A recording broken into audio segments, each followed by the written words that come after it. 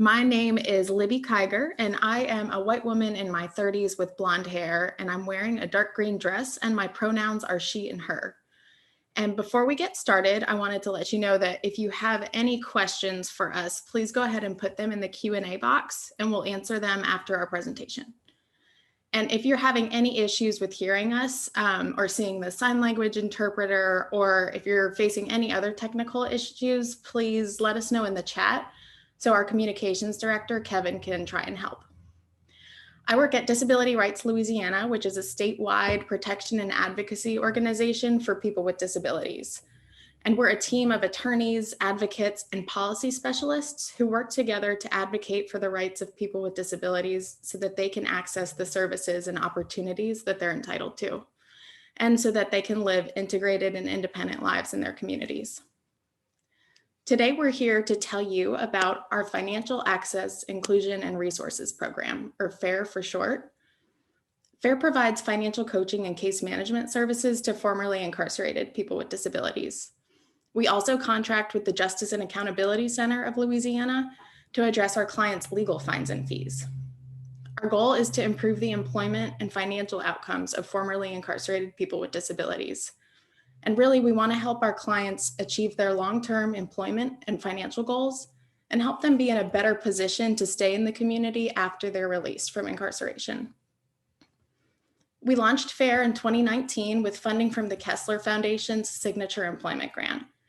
And this summer, we were awarded a 3-year grant from Baptist Community Ministries. And we're also getting support from JP Morgan Chase, the Greater New Orleans Foundation, and the Rosa Mary Foundation. People with disabilities are extremely overrepresented in our jails and prisons.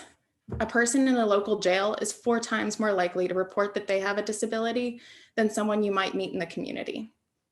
People with disabilities are 44% more likely to be arrested than people without disabilities. And once a person with a disability has become entangled in the criminal legal system, they may find that courts, jails, prisons, and supervised release programs often misunderstand the impairments and behaviors that are caused by their disabilities. And these institutions may not provide the medical services, reasonable accommodations, and supports that people with disabilities often need in order to properly navigate these systems or get through their days. Once a person with a disability is preparing to come home from incarceration, they may have trouble accessing or participating in some vocational, educational, release, or reentry programs. So this can happen when someone assumes a person with a disability can't work, or if someone with a disability is having trouble with a certain teaching style or doing specific activities, or because they physically can't enter a space. Often connecting people to the right supports and medical services, or simply making reasonable adjustments to an activity, a requirement, or a space could enable someone with a disability to effectively participate in these programs. Back in 2018, we began to develop the FAIR program because we couldn't find any programs that were built specifically to address the needs of formerly incarcerated people with disabilities. So we decided to target 2 of the major predictors of incarceration, unemployment and poverty, because these are also factors that severely disproportionately impact people with disabilities. For example, people with disabilities are more than twice as likely to live in poverty, to be unemployed, and to be unbanked as people without disabilities. And financial insecurity only gets far worse after incarceration, because formerly incarcerated people are 5 times more likely to be denied job opportunities, and people are typically released from incarceration with little to no money and an average legal debt of $13,000 or more. So in response to these issues, we provide 3 components to our FAIR program services. First, we have 3 staff, Pat Holmes, Juliana Matz, and myself, who provide financial coaching and benefits counseling services. We use this approach because we want to make sure that when we're working with our clients, we create a space where they can focus on forward-thinking financial goals that they're passionate about and that are attainable, rather than strictly focusing on what's wrong today. And with our training, we're able to help our clients figure out what kind of bank accounts will meet their needs, and we can help them figure out how to use and open those banking products. We can help our clients who are having trouble covering all their bills learn how to track their expenses and income and figure out ways to reduce those expenses and increase that income. We can help our clients set up savings plans and make sure they're able to save in ways that won't jeopardize their benefits, like Medicaid and SSI. We can help our clients who need good credit in order to rent an apartment or purchase a car. We can help them pull their credit reports and understand how that score is calculated and figure out how to address some of their credit issues that might crop up along the way. We can help our clients identify all of their debts, like their child support debt that grew while they were incarcerated, or their Social Security overpayments or court debts, and figure out which of these debts needs to be paid off first and figure out how much they can afford to start paying. And we can help our clients who receive Social Security disability benefits like SSI or SSDI understand exactly how going back to work would impact those benefits, like their check they get from Social Security, their Medicaid or Medicare, housing assistance, SNAP. We want to help them understand how the full financial picture will be impacted by work and help them see that they are allowed to go back to work. And next, Pat, Juliana, and I also offer case management services because we understand that when our clients are re-entering their communities, they're often rebuilding several different aspects of their lives. So we need to understand what their unmet needs are. And then we need to understand how their disabilities and legal challenges will impact how they participate in certain activities. And we can make sure we're helping them connect with all of the benefits and the services that are going to best meet their unique needs and goals. And finally, we provide our clients with some legal services as well.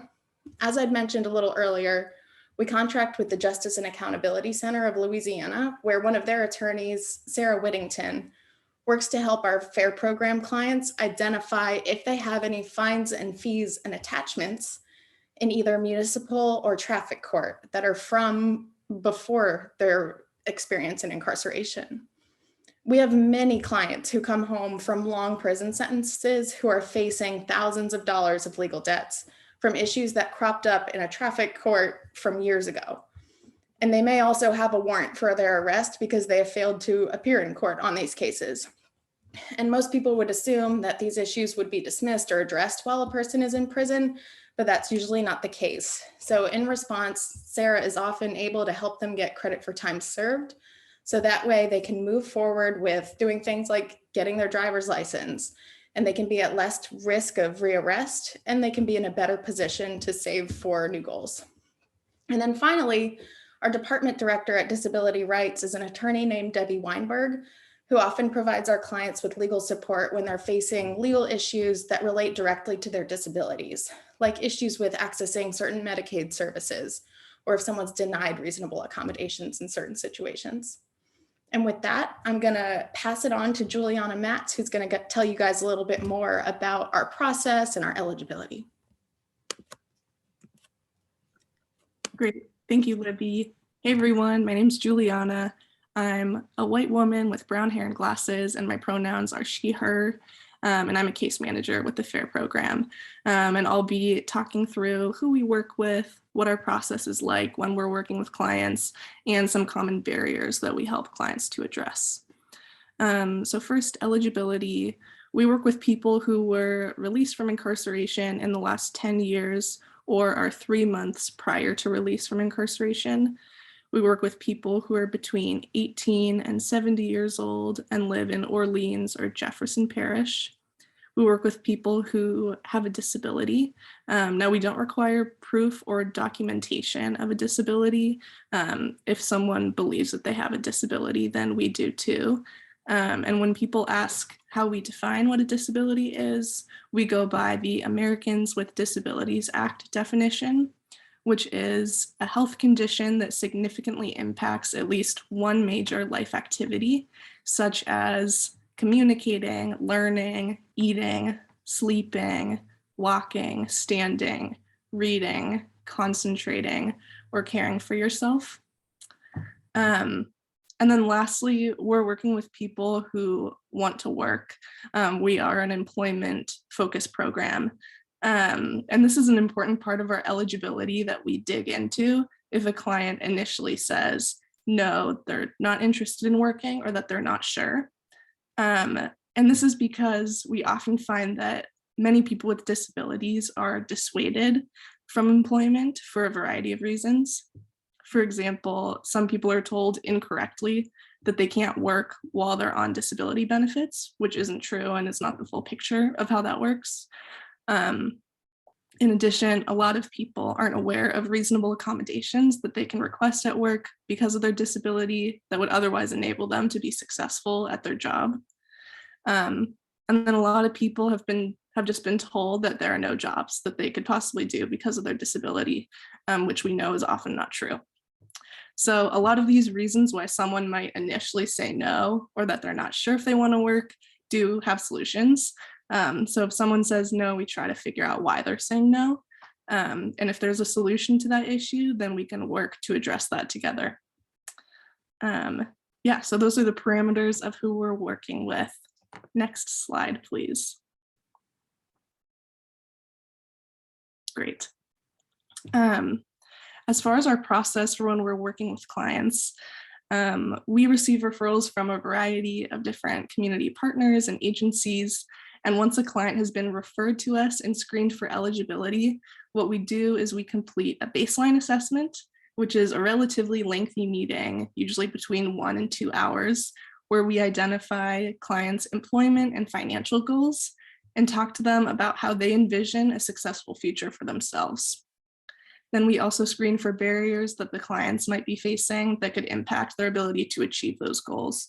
And we screen in areas like housing, healthcare, job readiness, transportation, income, debt, and legal issues. Next, we figure out what barriers the clients want to prioritize and address first with us. Then we'll create an action plan where we outline exactly who will do what, divided between the client and case manager. We outline specific target dates for when each of us will accomplish something. And then we usually meet at least 2 times a month to check in on our progress, see what each of us have accomplished, talk about any issues we've run into, and decide on what the next steps are to move forward. And then this process can continue until all feasibly addressed barriers and goals have been met. And then just generally speaking, we very much take a client-centered approach to our services. We want clients to work to set the goals and pace of their services, and we want to empower clients to really lead the process and participate in addressing solutions to the barriers they're facing. Next slide, please. Okay, now I'll talk a little bit about the most common employment, financial, and reentry barriers that we assist clients in addressing. Usually once clients reach us, they're often facing many barriers all at once. Some of the most common barriers are listed on this slide, and I'll just go into a few of them now. First are barriers to accessing public benefits. Usually our clients come home with no income or resources, and they face multiple barriers to accessing the crucial public benefits that can help provide stability and cover their most basic needs. For example, applying for benefits online is really challenging if you have limited experience with computers and limited access to technology. There are also a lot of barriers specifically relating to accessing disability benefits. For example, there's a lot of misinformation about who's eligible for disability benefits and whether you can simultaneously work and receive benefits. And also the actual application process itself can be long and confusing. So what we can do with our clients is we can assist directly with applying for public benefits together, such as SNAP, disability benefits, unemployment insurance, and stimulus checks. We can assist with making calls to state agencies, creating online accounts, gathering eligibility documents, and helping people understand reporting requirements. And then for disability benefits specifically, we can help gather documents to reinstate benefits, or we can assist people in applying from scratch. We can also connect clients to in-depth benefits counseling, where we can lay out exactly how working will impact all of the public benefits that they receive. Next is limited access to healthcare and health concerns. When our clients are released, they often have urgent medical concerns that need to be addressed immediately. And unfortunately, we see clients are often released without health insurance, without any medical referrals, and with limited medication or no medication at all. What we can do is we assist clients with Medicaid applications. We can identify medications and medical equipment that they need. We can link them to health clinics and primary care providers, and we can connect them to emergency medication refills at the local reentry health clinic called the FIT Clinic here. And then finally, limited employment history. Often clients have very checkered job history or none at all, and they're navigating barriers related to their disability and their criminal record at the same time. What we do is we help clients connect to a number of specialized job programs that already exist in the community, and we can help clients navigate which services might best fit their unique skills, experiences, and abilities. For example, for some of our clients, the best fit is a disability-focused employment service through the State Vocational Rehabilitation Agency for those who are interested in more intensive job supports. And then for other clients, their greatest barrier to employment might be their criminal record, in which case it might be the best fit to connect them to a reentry focused job placement specialist who can pair them directly with employers who are committed to hiring formerly incarcerated people. And with that, I will hand it off to Pat. Okay, good morning, everyone. I'm Pat Holmes. I'm a Black male with dreadlocks and glasses, and I have a kind of medium cut beard on my face.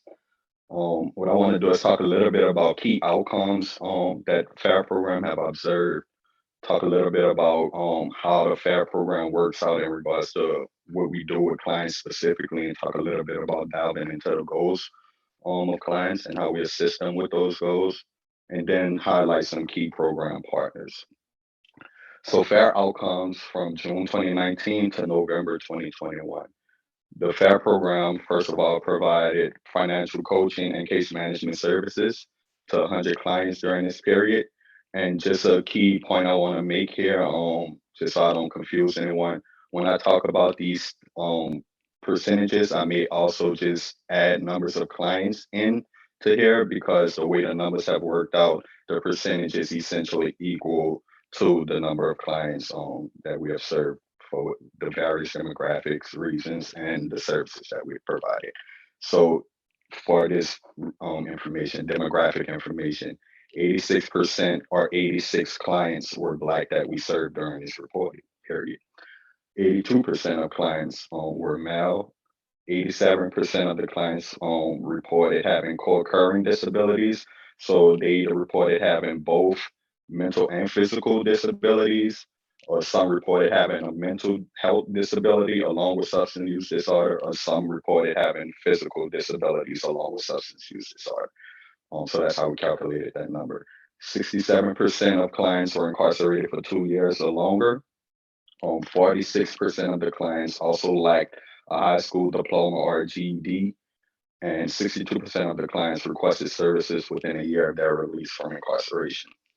Next slide. So FAIR service outcomes. These are statistics based on pretty much the services that clients were coming to us for. So 63% of clients, or 63 of the clients that came to us during this reporting period, requested help with creating a resume, writing a cover letter, submitting job applications, and or connecting to a vote service provider for additional employment supports, I should say. 51% of the clients also received some type of assistance with healthcare, whether that be referring them to a primary care physician or helping them identify whether or not they had Medicaid coverage, and if so, who their Medicaid provider was. So that was the gist of the healthcare part that we assisted clients with. 45% of the clients also received assistance with applying for income supports. Before the pandemic, this generally was in a realm of helping them with Social Security benefits or assisting them with food stamp applications or SNAP benefits. However, during the pandemic, we had to shift our focus a little bit more to assisting clients in applying for unemployment insurance as well as applying for stimulus payments. And so we kind of had to navigate that a little bit more. 43% of the clients we connected to legal services for various concerns that they may have had during the period of time that we had served them. 43% also received some form of assistance in accessing safe, reliable, and affordable housing. And with this, we typically help clients apply for permanent supportive housing as well as other transitional housing programs that were either focused on the reentry population or focused specifically on clients we served who had sex offenses on their record. And lastly, 39% of the clients we served had received help with budgeting or with just general benefits planning. Next slide.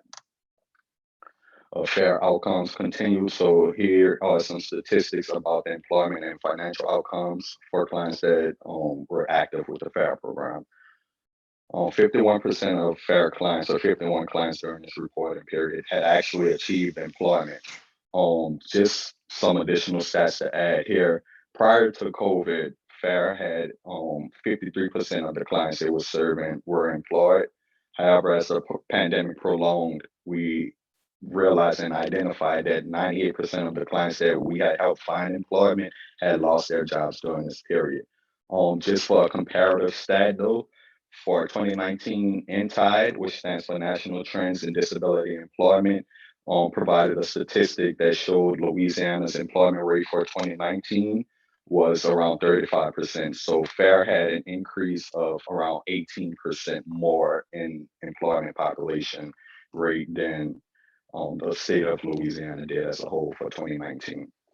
Also, the clients that did achieve employment, 71% or 36 of the 51 clients that achieved employment held that employment for 90 days or longer, which is very significant for the population we serve. 63% of FAIR clients increased their income by a cumulative total of around $71,741 $71,741 per month. So this is just a cumulative total for the program as a whole. 60% of FAIR clients reduced their debt, and this was generally debt in child support or municipal traffic court fines or fees that were attached to their record. So the program total debt reduction was around $63,798. And 11% of FAIR clients increased their assets by a total value of $17,357. Next slide. So examples of FAIR at work, and I'll just highlight this as a key story that we've seen great successes with and kind of gives us a sense of direction in regards to how we provide services to clients. So this client, Fred, came to FAIR with needs of addressing legal concerns. He also wanted to further education, and he also wanted assistance with securing Social Security benefits. So how do we help him address legal concerns? Upon joining the FAIR program, this client came to us with around $1,900 in legal financial debt, and he wanted assistance with alleviating that debt burden from his record. And so we referred him to the Justice and Accountability Center to see if they could assist him in getting credit for time served, which they did, and that debt burden was relieved from his record. To further education, this client was interested in getting his GED. He had a 9th grade education level at the time and just wanted help registering for adult education program. So we connected him with the Delgado Adult Education Program. And now we're focusing on navigating his current educational needs to see if it's a good fit to refer him to LRS for additional supports as he goes along his journey for education. Access Social Security benefits. This client had joined the FAIR program with a Social Security application pending already. So essentially his caseworker helped him collect additional medical records to support his claim. And now his case manager is currently bridging a communication gap between him and a legal representative so that when his hearing date comes, he's ready and able to communicate properly about his conditions and how that impacts his ability to do work. Next slide. So we have another example of a client by the name of Blue, who was also interested in furthering education, but he also wanted to secure employment and understand SSI work incentives. This client had joined the FAIR program interested in getting a computer science degree, but he couldn't pass the writing portion of the high set exam. And so we referred him to Delgado to get some additional support in writing. And over the past summer, he recently received his high school equivalency. And now he's thinking about figuring out how he can do a kind of specialized training in computer science to move forward with that. Um, Also during this period, this client was able to secure employment with the help of his case manager. He created an account on Indeed and uploaded his resume. And then from there, started to apply for jobs in the local economy. Not too soon after he was hired, and now he's earning around $1,800 monthly. But he's also a recipient of SSI payments. So we're currently working with him on benefits counseling, talking to them about wage reporting requirements as an SSI beneficiary.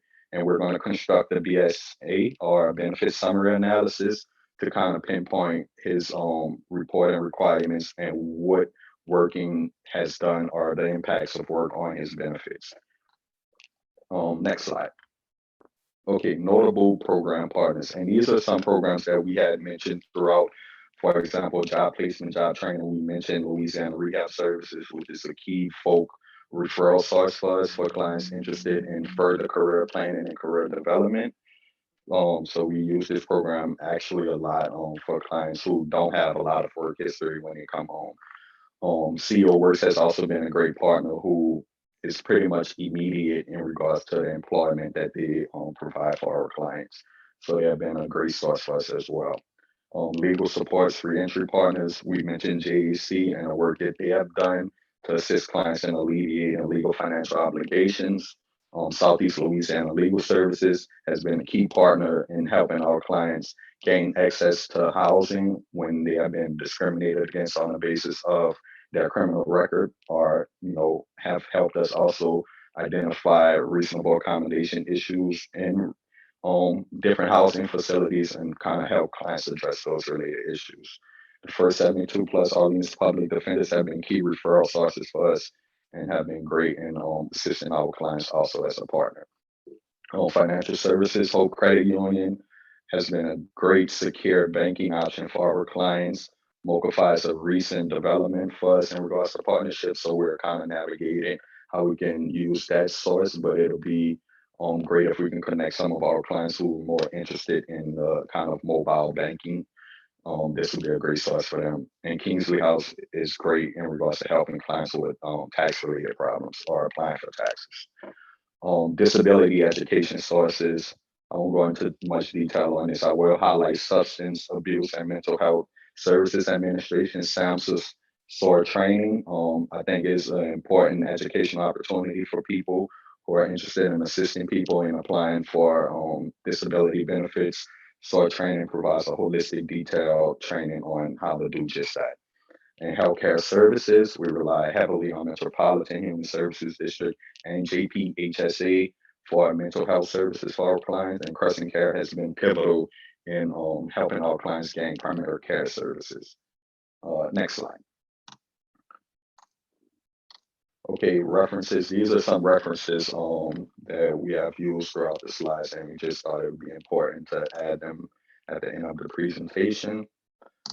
And here are our contacting information for the FAIR program. And that would be it. We can open it up for questions now. Yes, and also just to note, if anybody would like to make a referral to the FAIR program or wants to reach out to any of us to figure out if someone's a good fit for the program, feel free to reach out. You can also share my phone number with your clients or your teams if you'd like to make referrals that way. And then also Nicole, thank you so much for bringing up to me that the slides were very small during my section of the presentation. So I'm sorry about that. And so I'd be happy to email our little slide deck to anybody that wants it. Feel free to just put your name in the chat if you'd like an email copy. And with that, we can go to questions. And I don't see any in the Q&A box right now. So we still got a little bit of time if anyone wants to put a question in there. Otherwise, we can be available by phone and email if you think of a question later. Okay, I'm seeing some. Yep. All right. I will send those PowerPoints to you too. Thank you for putting that in the chat.